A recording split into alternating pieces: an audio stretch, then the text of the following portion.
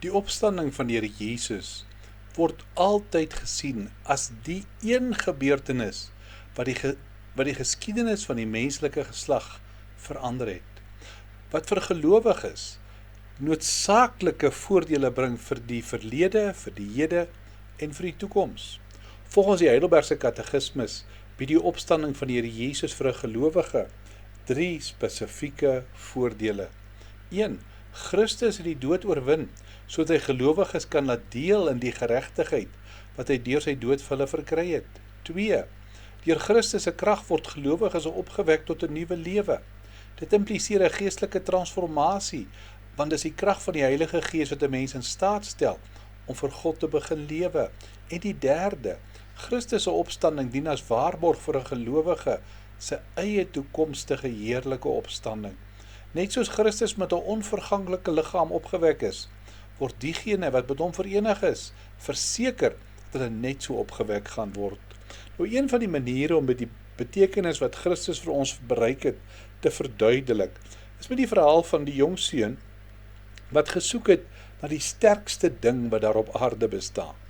En die verhaal gaan so: 'n jong seun het probeer uitvind, wat is die sterkste ding op die aarde? In die wêreld. Hy vra toe vir 'n stuk metaal: "Jy is so sterk. Is jy die sterkste ding wat bestaan?"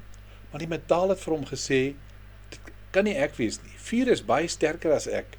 As hulle my in die vuur sit, dan smelt ek." Die seun het toe na die vuur toe gegaan en vir hom gevra: "Is jy die sterkste ding op aarde?" Die vuur het gesê: "Nee, kan nie wees nie, want as hulle water op my gooi, dan sterf ek." Toe gaan hy na die water toe en vra: "Is jy die sterkste ding wat bestaan?"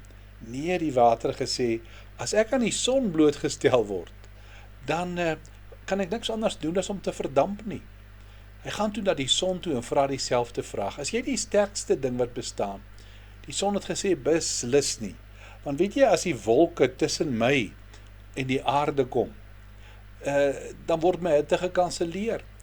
Hy vra toe vir die wolke: "Is julle die sterkste wat bestaan?" Toe sê hulle: "Nee, selfs 'n klein berg kan my keer."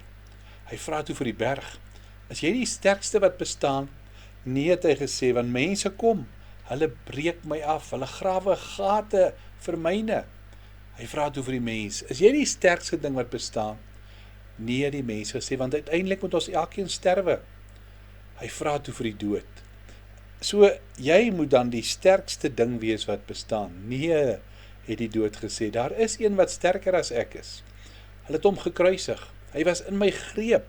Maar weet jy, op die 3de dag het hy weer opgestaan." "Vertel my sy naam," het die seun gesê. "Sy naam is Jesus." En toe onthou hy die woorde van die Here Jesus in Matteus 28 vers 20.